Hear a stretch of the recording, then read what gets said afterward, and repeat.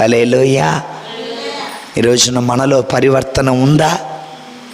ఆలోచన చేయండి బిడ్డలారా. పరివర్తన లేని బ్రతుకు నిజమైన క్రైస్తవ బ్రతుకు కాదు. పరివర్తన లేని బ్రతుకు దేవునికి ఇష్టమైన బ్రతుకు కాదు.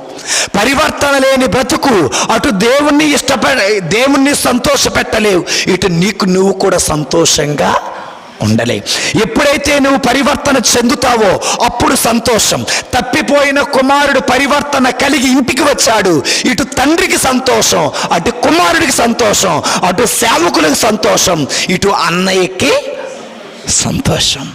పరివర్తన కలిగిన జీవితం వల్ల మనందరికీ సంతోషమే.